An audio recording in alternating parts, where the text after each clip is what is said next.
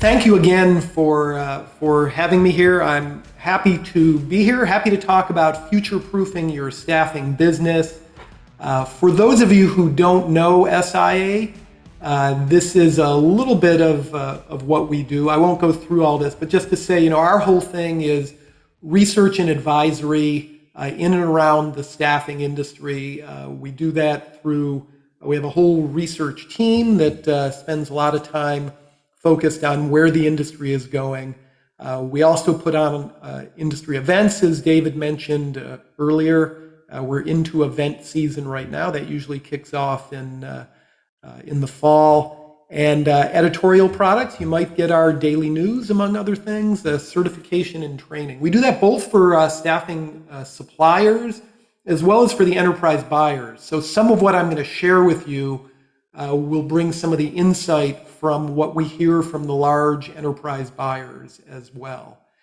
So when David asked me to talk about this and talk about future-proofing your staffing business, the first thing that I thought about was just that the first step for future-proofing is just to pick the right business to be in.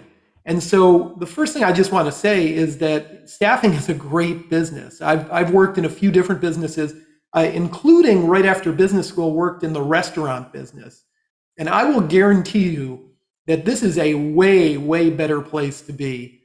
There's a whole lot of reasons for that, but just think about the low capital costs, the sort of the innovation and the flexibility that's there. And particularly, it's a great business because there are great long-term drivers. And that, I think, is what I'm going to talk about for the next little bit, is the long-term drivers and how they're shaping the staffing industry. Because aside from picking the right business to be in, the best way to be successful in the long term and to not get run over by the future is not to put your head in the sand, but to figure out what the trends are, figure out which trends you need to be out ahead of and adapt, figure out which trends maybe you're going to sort of play off of or seek to avoid. But that's really what we do, is to try to help staffing executives get ahead of the game and understand what's coming around the corner. So the drivers of the business that I see are really right now, we've been talking about a talent shortage. I think the pandemic has lit that talent shortage on fire. It's more of a talent crisis, moderated a little bit by economic cycles, but I'll explain that in a moment. We've also got, coming out of the pandemic, new openness to different ways of working, which is great for the staffing industry. This idea that it doesn't always have to be a full-time employee to solve your problems. Accelerating digital transformation and new models and approaches. So I'll walk through each of those and talk a little bit about some of the trends that we're seeing. The first thing to say here is just that the reason that I think you're in a great business is that we're in for long-term shortages of workers. And a lot of that is just simple math. The demographics of the US, we're actually an aging labor force. The US population is aging pretty rapidly. The over 65 group is the fastest growing segment of the US population. And the projected future growth rates for the US labor force are quite modest. And that's going to have profound impacts as we look into the future. And there's not any real clear solutions to that are politically feasible, at least in the meantime. So, of course, the labor shortage will fluctuate as the economy fluctuates. And but I think the long-term things are quite striking. Now, we do a lot of analysis of data on the labor market. One of the things we've looked at over time is things like the job openings data. And this just shows that in July of 2023, there were 3 million more job openings than unemployed people looking for full-time work. And historically, if you go back before 2018, there were always there were always more people looking for work than job openings. Ever since then, other than briefly during the height of the pandemic, we see more job openings than people looking for work. The gap is narrowing a little bit, but it's definitely still hard to fill those hard positions. And so what I think this means for the long term is we're going to be seeing more what I would call extreme recruiting. And we've seen some of that already, but things like escalating pay rates, all sorts of technology to find candidates, innovation in sourcing of candidates, creative pay and reward solutions, less screening out, which was really the thing that staffing firms often did in the past, much more looking for ways to screen people in, and much more flexibility in who would be a good worker. So that brings us to to the other underlying driver, which is this idea of new openness to flexible work. You can see that in a number of ways. When organizations are thinking about hiring someone to help them who's not a traditional employee, they have a whole range of contingent work options. And it's actually a huge amount of money spent on this. Almost $2 trillion spent in the US on contingent work. Temporary staff is only 10% of that. Most of the workers who are working on a short-term basis are independent contractors, but also, consultants, platform workers, seasonal, summer interns, all of those are part of this flexible work. And that we've seen rapid growth since the pandemic in particular, and a lot of interest by both workers and organizations in different ways to get work done that they need to do. So along with that is more flexibility in terms of work location. You're seeing me, I'm working from my home office today.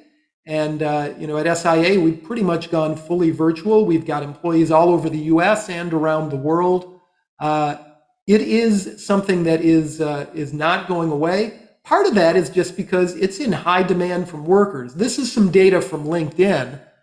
And I would just say that if you've got a shortage of candidates for a job that you're trying to fill, the best way to increase the number of candidates you get is to offer remote work. On LinkedIn, this was from late last year, 15% of the job listings were remote, but 50% of the job applications went to those listings. And I've seen some of their data from this year. It really hasn't changed very much. The workers still really prefer remote work, despite this return to office move. In the staffing industry, we've seen that it's really sort of a tale of two cities, I think, in some ways. About half of staffing firms have their staff working fully remote. This was from our survey of internal staffing firm employees. It's gone down a little bit in 2023. We haven't yet done the survey. If I had to guess, it'll be down around the 40% or so of people who work entirely remotely. And the growth will be in the hybrid work, that light blue bar in the middle. That's likely to increase a bit. Only about a quarter of staffing firms' employees are saying, I work entirely in the office. And I think, either model can work. There are different challenges for each. But if you look back to 2015, it was a whole different story. Even as late as 2018, when we last asked this question, the vast majority of people back then inside of staffing firms, sales and recruiters, were working entirely in the office. The other thing that's changed, and I don't think will change too much going into the future, is that temporary workers it's basically increased tenfold from about 2% of temporary workers on a remote basis in 2019 to 20% today, and that's from surveying temporary workers. So I think the flexibility in those new ways of work is a trend that is here and with us for some time. So along with the talent shortage, maybe the talent crisis, this new flexible work, the other big thing that's going on is digital transformation, and really has been lit on fire through the pandemic. And if you think about technology in staffing, I've been around the industry for over 20 years, and can think back and certainly know people who can tell you about this transformation. There's been disruptive technology that's come along at many points along the way. Way back in the old day, there were file cabinets and Rolodexes, replaced by fax machines and PCs at some point. Eventually, matching systems for that. Eventually, the internet really revolutionized things and led to the growth of ATS and job boards. I can remember when I was first involved in the staffing business in the early 90s, staffing firms were convinced or worried that the job boards were going to put staffing firms out of business. Instead, it changed the way staffing firms operated for sure, put a lot of pressure on classified newspaper advertising, but it changed processes and technology that staffing firms use. Every 10 years or so, we've had more innovation. VMS in the early 2000s, a lot of disruption, a lot of concerns about that. Staffing firms changed and adapted. And the most recent has been platforms and self-service work. So a lot of changes there. Just to talk a little bit more about what's going on with platforms, this idea of allowing more direct connection between workers and work. We see this most heavily in certain areas of the staffing industry. This was from our staffing firm survey. We asked staffing firms if they have some form of platform, a self-service platform for their workers. It's most common in places like healthcare and industrial. We can talk if you want about the details there, but think where the jobs are tightly defined. You can know really easily if somebody is qualified or not. In healthcare, you either are a registered nurse or you're not. In industrial work, you either have whatever the basic skills are for a particular role or not. Less common in places like IT, where jobs are maybe a little bit more nuanced. But 39% of firms that have a platform in place think it's mostly going to replace traditional form of business with the recruiter in the middle of the whole process. It doesn't mean there won't be recruiters, but they might not be in there at the exact moment when somebody is put out to work. A lot of this is, you've probably heard over the years, is there going to be an Uber of staffing? It's interesting about platforms, Uber, this is their growth from the time they were sort of an infant company back in 2014 to 2018. They grew quite exponentially up to over 11 billion in revenue. It's interesting in healthcare, Aya Healthcare has been one of the leaders in a platform model, and they've had a very similar growth trajectory. They were about $600 million in revenue in 2019. They were $11 billion last year. Now, can talk about all the differences there. The pandemic lit that on fire, and they did some smart acquisitions as well. But they'll tell you that they never could have kept up with the volume of orders if they had to hire enough recruiters to follow that volume. They used a platform model. We do see in the industrial area, if you follow TrueBlue, a publicly traded firm, they talk about their JobStack app, which allows people to connect directly with work.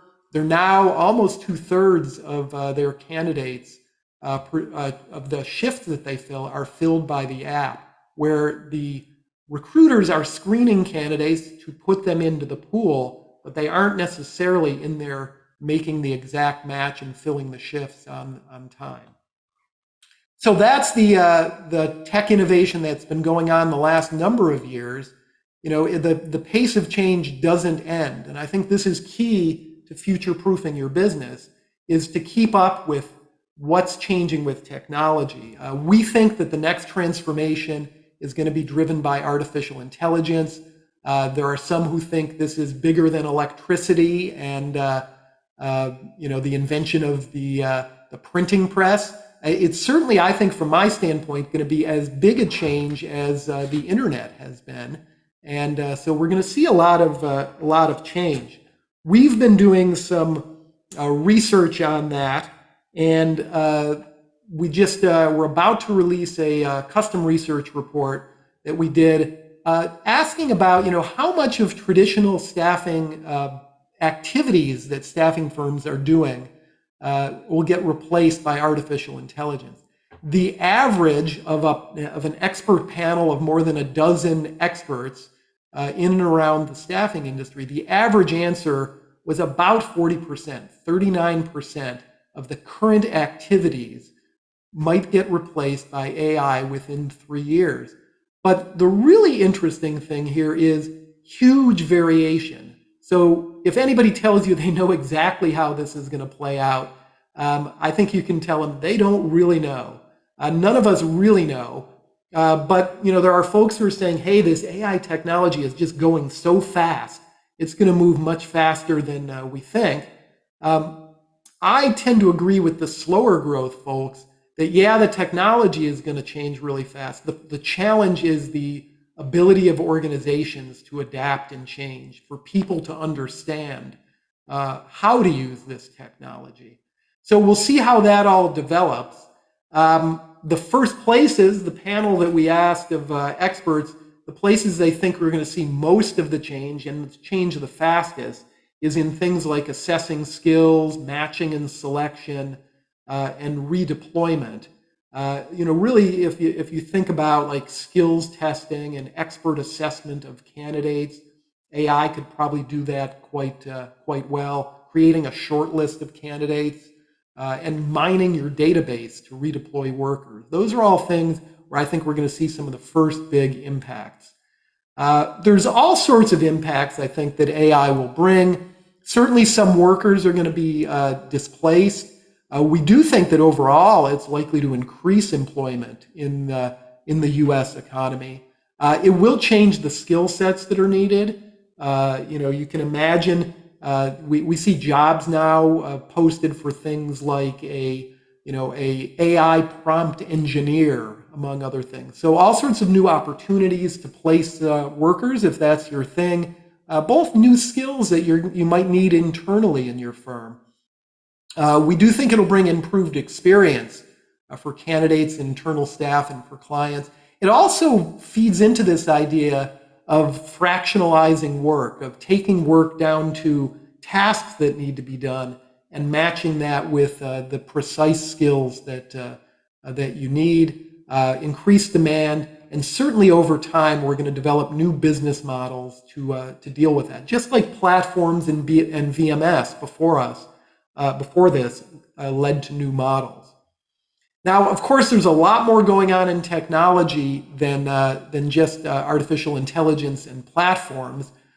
This is one of the ways we look at all this technology that's out there, and it's all gonna blur together. One of the key skills going into the future, I think, is the ability to put together your tech stack, to figure out which tools, because no one firm can build all these things, but to best figure out which tools to put together, to integrate them, and most importantly, to actually get the value out of them, to use the capabilities and leverage that in your business processes. I'm getting pretty excited. Next week, we've got a conference all focused on how technology is changing the staffing industry. And if you're not there, we'd love to see you coming to Dallas, Collaboration in the Gig Economy. And we're going to be talking in a lot of detail about all these trends. Finally, just in terms of long-term drivers, just to touch a moment on some of the other things, new models and approaches. I'll leave this with you here that there's a whole bunch of businesses and opportunities around staffing. We're particularly paying a lot of attention to the outsourcing, SOW consulting, this idea of taking on more responsibility for the solutions, not just providing the people, moving up the value chain in that. We're also seeing a lot of interest from staffing firms around upskilling and reskilling and using staffing as the last mile to solve that talent shortage. Back to my issue that I raised earlier about this ongoing skills shortage. And finally, we've seen more openness from clients to looking at a full range of talent solutions, to not just immediately saying, I have a need for work to get done, I'm going to hire a traditional worker, but instead opening up to the full range of temporary workers, contractors, consultants. There's an opportunity for staffing firms to help consult on that. I just want to close with a little bit on our thought for the near-term outlook for the staffing industry. The business, as I say, the long-term fundamentals are great, but it is inherent in the business model that you're helping clients adjust to economic cycles. And so as we look at the current cycle that we're in, I think that does affect the outlook for the industry. It's an interesting thing just to point out. First off, the staffing industry is huge. In 2022 was almost $200 billion in temporary help. Interestingly, the pandemic really upended this industry. Healthcare staffing was always the third largest segment, sort of distantly behind IT and industrial. And during the pandemic, it went crazy, and for all sorts of reasons, helping to solve the healthcare worker shortage, and became the largest segment in terms of dollars spent last year. We're gonna see some significant decline in healthcare staffing in 2023, and so we'll share a little bit more on that. We're also in a situation. We track in our Pulse survey, which I'd encourage, this is free to participate in. You get a whole lot of data about what's going on in detail in the industry. We've been tracking since 2013 what staffing firms say about difficulty in selling and recruiting. Last year at this time, recruiting difficulty was much higher than selling difficulty. It's turned around now. So, recruiting is still quite difficult, but sales difficulty has definitely increased over the last year as we've moved into an economic cycle. We see this in our data we publish every week, the SIA Bullhorn staffing indicator based on mining data in Bullhorn. We're seeing about a 10% decline in volume of number of workers out year over year. The good news there is that's been really quite steady for the last 4 or 5 months. And so, I think that it's a real interesting economic situation that we're in. Soft landing, maybe. The odds of recession seem to be coming down over time, but certainly not in 2023. Back in April, we published our staffing forecast, which had the total staffing industry down slightly in 2023. We just came out this morning, hot off the press, our latest forecast. It is showing a much weaker outlook for staffing in 2023. We think the industry is going to be, temp staffing will be down about 10% this year. But most of that decline is driven by healthcare is going to be weaker, about 19% down overall, travel nursing down 30%. A lot of that is just in healthcare. The bill rates have come down quite a bit. So that's the outlook there. I did just want to close with one final thought about future-proofing your business. Mike Cleland and I wrote a book about what it takes to future-proof and to grow a staffing business.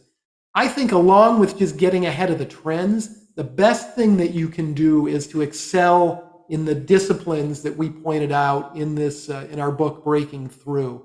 Um, Having a commitment to growth for sure, direction, which is all about picking the right strategy, getting ahead of the trends, absolutely, but building a great high performing culture and developing your next generation of talent, using the whole strength of your organization, as well as excellent execution. All of these I talked about in some depth last year at the summit here.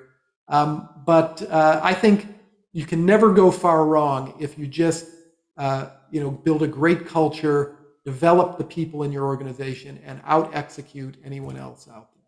So, David, I hope that gives you a little sense of what's going on out there, and I've stayed within the time just barely. That was awesome, Barry. It gave me a giant sense of overwhelm. I was writing down questions, and my biggest one, I'll try to get one in here before we run out of time, is there's so many different ways a staffing company today could look to future-proof themselves. Where would you recommend that they start? Yeah, I think you need to sort out like what is your superpower. I think that's a great question you ask, and like you need to pick a strategy and be consistent. So if you think the best thing that you can do is like you've got a specific skill, this would probably be my main thing. Is as the world gets more tech oriented, figure out what you're better than anyone else at, and get even better. Get to the point where you're indispensable, like in a particular skill, in a particular geography, or decide maybe like you're going to be great at serving VMS MSP programs, and really go all in on that. The challenge, companies that try to be all things to all people, it's really, really hard if you've got limited resources. So that would be my main advice, I think. Well, thank you, Barry. This was fantastic. Really appreciate it.